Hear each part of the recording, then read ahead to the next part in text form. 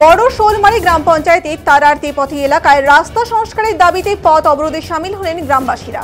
বৃহস্পতিবার সকাল থেকে এলাকার বাসিন্দারা সামিল হন পথ অবরোধে। তাদের অভিযোগ, দীর্ঘদিন ধরে বেহাল রাস্তা, এর ফলে সাধারণ মানুষের পথ চলতে খুব অসুবিধা হয়। এদিকে অবরোধের খবর পেয়ে সেখানে দিনহাটা থানার পুলিশ পৌঁছায়।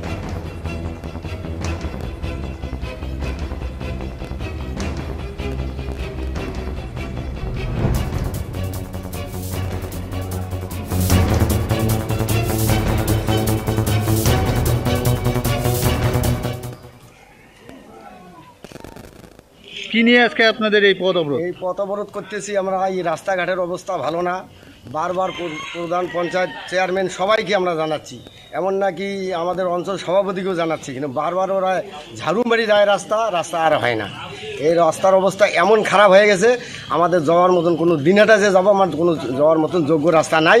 আমরা পেটলা হ্যাঁ ঘুরে যাই, সেখানে আমার 5 কিলোমিটার রাস্তা বেশি হয় দিনহাটা যাওয়া। এই জন্যে আমরা আজকে পথ অবরোধ করছি। এরা আজকে আশ্বাস দিয়ে গেল, দেখি 10 দিন টাইম নিয়ে দিয়েছে। এই 10 দিনের ভিতরে না হলে আমরা পথ অবরোধ 10 দিনের মাথায় ফির করব। আপনার পরিচয়? আমার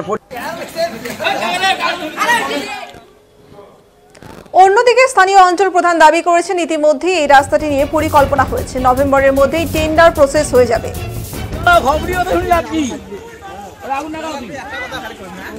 তেপথি এলাকায় অবরোধ, রাস্তা খারাপ নিয়ে কি বলবেন?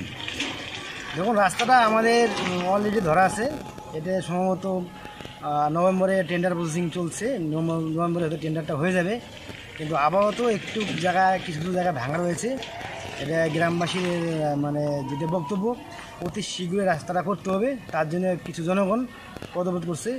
আমরা গ্রাম পঞ্চায়েতের পক্ষ থেকে গ্রামবাসীদের আশ্বস্ত বললাম যে আপাতত আমরা গ্রাম পঞ্চায়েতের ফান্ড দিয়ে আপাতত আমরা রিপেয়ারিং করছি এবং নভেম্বর ডিসেম্বরের মধ্যে রাস্তাটা হবে।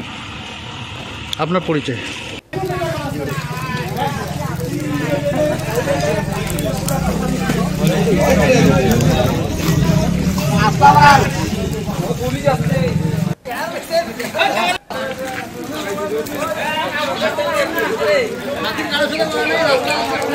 জমি টানা রাস্তাটা বন্ধ করা হয়েছে।